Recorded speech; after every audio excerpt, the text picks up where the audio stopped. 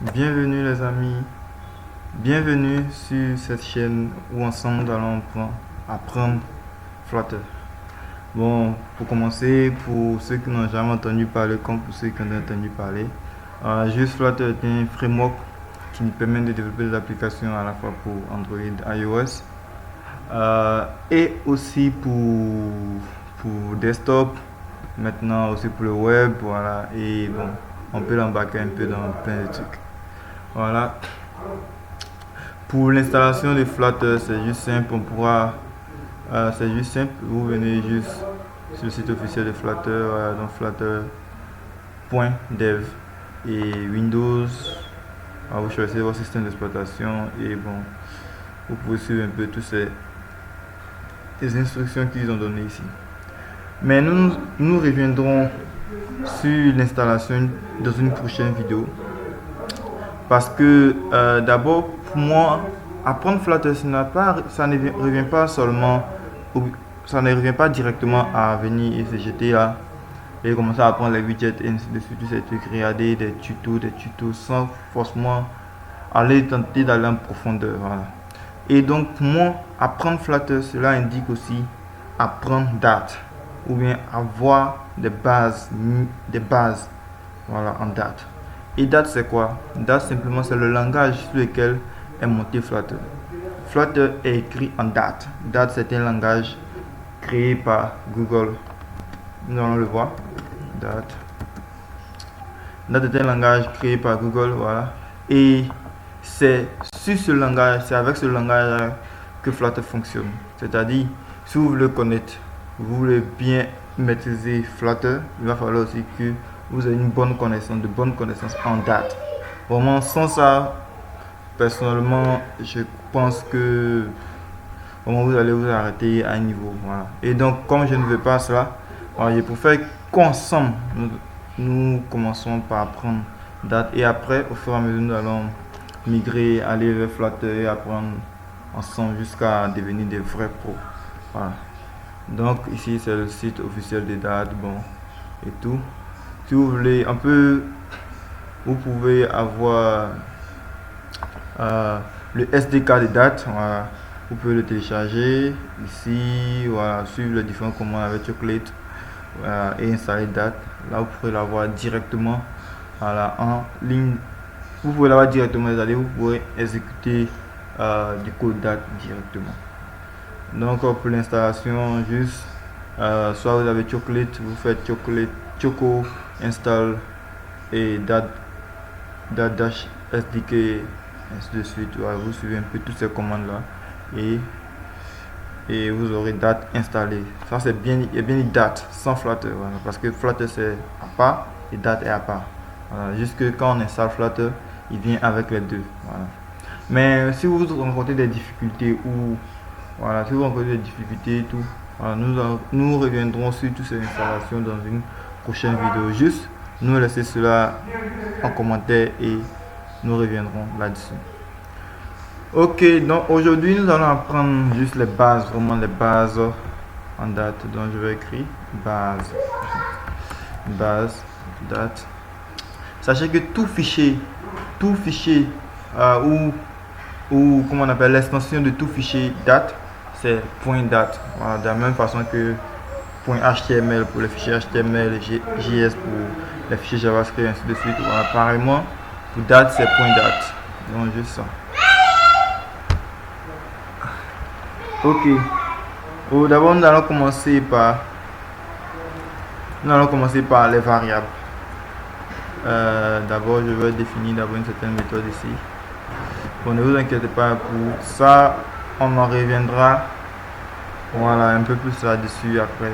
Juste, ce qu'il faut savoir, là, ce que j'ai écrit là, la fonction main ou voilà, la fonction main, c'est juste comme on appelle l'entrée principale, voilà, de tout programme écrit en Dart. Voilà. Donc c'est juste ça. Mais nous allons en reparler quand nous allons arriver sur les fonctions ou approfondir nos connaissances davantage et davantage. Ok. D'abord, nous allons voir les variables. Les variables. Ok. En Dart, il existe il existe 4, non pas 4, il existe plutôt, je dirais, 4 types de base et deux autres types un peu plus spéciaux. Voilà. Je m'explique. D'abord, nous avons les types string. Les types string, c'est quoi? Ce sont des variables qui peuvent contenir des chaînes de caractères. Toute variable qui devra ou va contenir une chaîne de caractères sera de type string. Donc on crée ces genre de variables juste en donnant le type de la variable, donc string ici. String, on donne aussi le nom, donc le nom de la variable, donc le nom de la variable. Ou bien je vais juste mettre nom. Et on donne la valeur. Donc on va mettre je ne sais pas. Bon, ça ne ressemble pas à un nom, mais bon, on va aller avec. Je ne sais pas. Et comme ça, nous venons de déclarer ou de créer une variable appelée nom qui contient la valeur je ne sais pas. Voilà. De la même façon aussi, il existe aussi d'autres types. Les types double. Le type double, c'est quoi? C'est juste des nombres, mais des nombres à virgule. Donc, pour créer ce type de variable, on utilise double, donc double, et on met le nom, donc on va mettre juste peut-être moyenne. Voilà, et on affecte la valeur peut-être 12.4. Et pareillement aussi, nous avons aussi le type int. Int pour ne pas dire integer. Donc integer. Int. Et pareillement aussi, on peut créer un entier. Un type int, c'est quoi? C'est juste une variable de type entier. Bon. Donc il n'y a pas de virgule dans le nombre. C'est ça le type int. Donc on ne peut pas mettre 4, on ne peut pas mettre 3,14 comme valeur, non. On peut mettre 3 comme valeur. On peut mettre entier 2, on peut mettre 5 comme valeur, mais pas un nombre à virgule. Encore moins un type string. Non, on ne peut pas. On ne peut rien faire de tout ça. Ok, nous avons vu le type int. Nous allons voir le type bool. Bool pour dire booléen. Et ce type là, juste ils ont la particularité de contenir juste deux types de valeurs, soit la valeur true pour vrai et la valeur false pour faux. Donc on les crée avec le mot clé bool. On lui donne une valeur, donc est vrai. Bon, est vrai, et on va lui donner la valeur true. Si on voulait avoir la true, on va mettre pour vrai, ou bien pour dire vrai. Non, pour vrai c'est mieux. Pour vrai. Et si on voulait avoir une valeur de type false pour dire faux, on pourrait écrire faux et passer comme valeur false. Ok. Donc voilà pour les deux valeurs que peut contenir une variable de type bool. Voilà. Donc nous avons vu en récapitulatif, nous avons vu le type string qui est un type qui permet de stocker des valeurs en chaîne de caractères.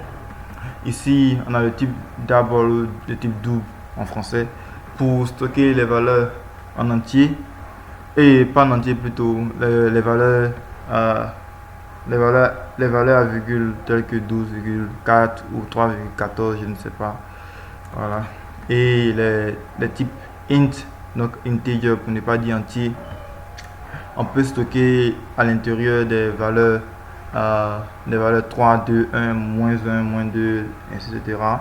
Juste, il ne doit pas avoir de virgule à l'intérieur.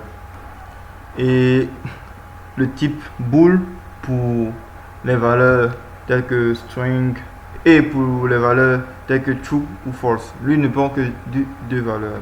C'est moi je vais mettre le commentaire ici. Pour false. Ok. Et donc c'est tout. Mais sachez que date ne nous fournit pas juste ces ces quatre types là. Non, ça c'est juste des types de base. On pourra avoir encore plus de types, voilà, lorsqu'on pourra rentrer réellement en Flutter. Voilà, donc comme ça, programmer réellement Flutter, là on pourra se permettre d'utiliser certains types et tout, voilà, histoire de ne pas avoir tout concentré dès le départ, parce que si on s'emmène ou bien si on reste là à comme ça citer les types et tout, bon pour le moment ça va pas servir, voilà. Donc on se donne juste les bases nécessaires et on va progresser ensemble petit à petit.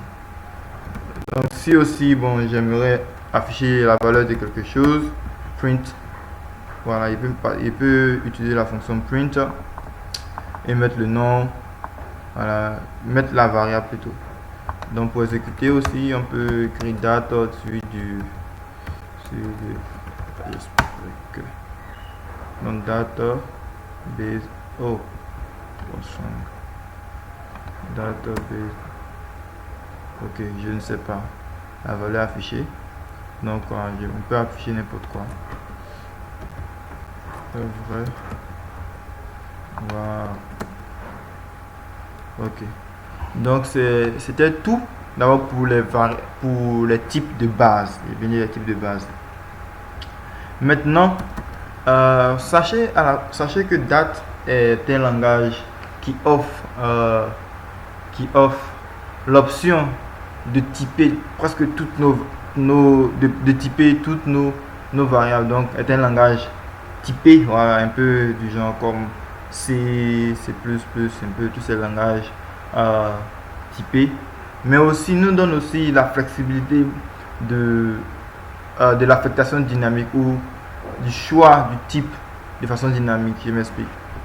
Ici, pour pouvoir stocker une valeur de type chaîne de caractères dans de type string, il a fallu que je crée une valeur de type string. Si j'avais créé une valeur de type double, je n'allais pas pouvoir stocker cette valeur de type string là. Maintenant, supposons que peut-être nous on ne sache pas le type, on ne sait pas quel type donner. On peut créer une variable avec le mot-clé var qui lui va se charger de automatiquement trouver le type réel selon la valeur qu'on lui passe. Donc ici on remplace le type simplement par var et on donne un nom, on va mettre quoi, autre nom, et on va le donner pour valeur peut-être oped. En ce moment, qu'est-ce qui se passe? C'est que le mot-clé var ici va permettre de pouvoir identifier ou de pouvoir trouver le type de la variable autre nom en fonction de la valeur qui est passée là. Donc, si vous voyez, comme vous pouvez le voir, si je survole la variable ici, autre nom, on peut voir comme type string. Mais si je donne comme valeur, il donne comme valeur, disons 14, alors vous verrez que le type a changé de int. Si je donne comme valeur 14,4, le type va devenir double. Donc en réalité, le mot-clé va simplement nous donne la flexibilité de ne pas avoir à nous emmerder parfois avec tous ces types tels que string, double, int, bool, etc. Donc il automatiquement trouve le type pour nous. Il y a un autre clé aussi dynamique qui joue pratiquement le même rôle que var. Donc on peut l'appeler, on va mettre disons un nombre. Bon, moi j'ai pas d'idée pour le nom, donc un nombre et on va mettre 12 comme valeur. Automatiquement, à cause du mot-clé dynamique, il va trouver le type de la variable en fonction de la valeur. Donc ici, comme j'ai mis un entier, ici il met dynamique, mais en réalité quand il va compiler, il va se rendre compte que la variable un nombre n'est pas de type dynamique réellement. Bon, quand je dis dynamique, ça sera pas dynamique comme ça, mais à la compilation il va trouver le type réel de cette valeur. Et le type de réel de cette valeur qu'il va trouver, il va trouver soit int, soit il va trouver string et tout. Pour vous montrer, juste pour faire une simple démo, nous allons utiliser une certaine méthode. Donc, on va afficher le type de la variable, donc un nombre point runtime tab. Donc, et on va exécuter pour voir le type. Attendez, je vais commenter ici. Bon, enlever même, c'est pas mal. Et on va voir le type de la variable. On voit ici int. Ce que je disais, on voit ici le type int. Donc, dynamique simplement, lui, il trouve le type de la variable, mais l'autre à la compilation. Pendant que lui, il trouve le type, mais bon, la compilation n'a pas encore eu lieu. Et il te trouve le type en fonction directement de la valeur. Dynamique, lui, il trouve le type à la compilation. C'est lorsqu'il compile qu'il trouve le type. Voilà, donc c'est un peu juste la petite différence entre ces deux types et tout. Donc c'est un peu tout pour les variables. Voilà, c'est un peu tout pour les variables. Sachez aussi que bon, on va voir un peu les opérateurs.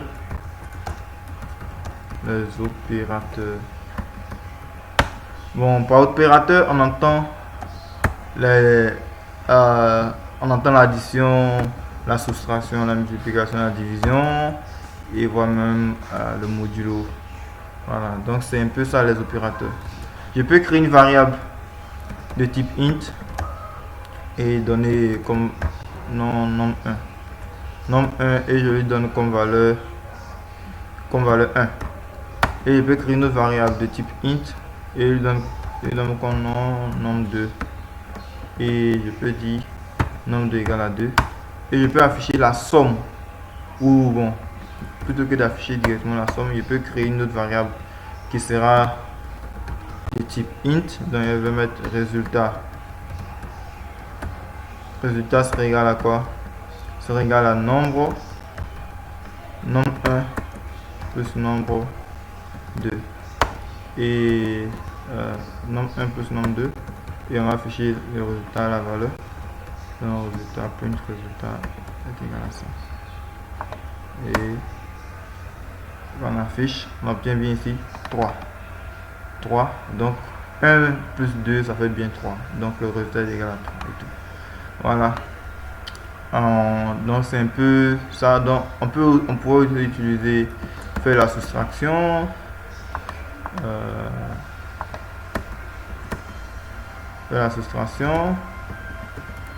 On peut aussi faire la multiplication. On peut faire la multiplication et tout. Donc c'est un peu ça les opérateurs. Donc lorsqu'on a une variable, on peut faire lorsqu'on a des entiers ou on a des nombres à virgule, on peut faire la soustraction, la multiplication, la division et tout. On peut faire ces opérations là. Sachez qu'ils existent dans la somme, la soustraction et tout.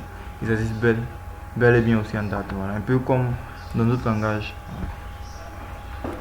Donc c'est un peu ce que aujourd'hui je voulais qu'on voit. Un peu ce que je voulais aujourd'hui qu'on voit. Mais avant de partir, j'aimerais montrer un truc. Nous allons voir qu'est-ce qui allait se passer si nous allons voir plutôt la concaténation. Voilà, concaténation, c'est juste le fait de pouvoir coller deux variables de type string. Donc pour cela, nous allons créer une variable, peut-être appeler nom de bon et donner comme valeur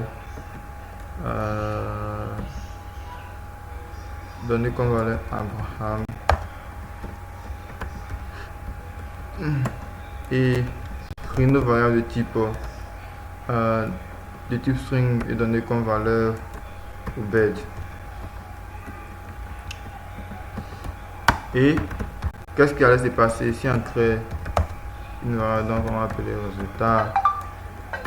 résultat 1 et qui sera égal à quoi? Qui sera égal à nom 2 plus nom 3. Donc on va avoir le résultat.